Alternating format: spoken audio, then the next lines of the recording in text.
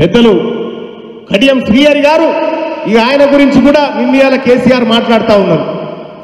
కడియం శ్రీహరి గారు పార్టీలను నమ్ముకోలే, ప్రజల్ని నమ్ముకొని బతికినటువంటి బిడ్డ.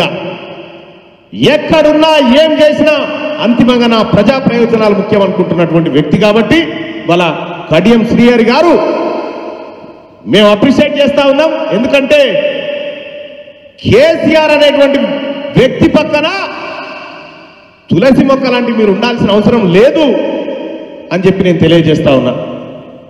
రేపు పొద్దుగాల మొన్ననే మా తీర్మార్ మల్లన్న టీం సర్వే నిర్వహించింది వరంగల్కి సంబంధించి. పార్లమెంట్లో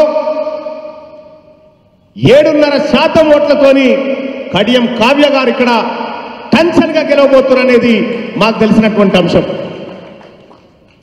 నాయన్ రాజేంద్రన్న కృషి, ఇక్కడ ఉన్నటువంటి ఎమ్మెల్యేల కృషి అసెంబ్లీ ఎన్నికల కంటే అధికంగా రాబోయేటువంటి పార్లమెంట్ ఎన్నికల్లో అత్యధిక మెజార్టీ ఇవాళ కాంగ్రెస్ పార్టీకి దక్కబోతా ఉంది. కాంగ్రెస్ పార్టీ కోటేయడం అంటే కడియం కావ్య గారి కోటేయడం అంటే తెలంగాణ రాష్ట్రాన్ని ఇచ్చిన తల్లి సోనియా గాంధీ కోటేయడము, ఆ కుటుంబాన్ని ఆశీర్వదించడం అన్న విషయాన్ని మనమందరం గుర్తుపెట్టుకోవాల్సినటువంటి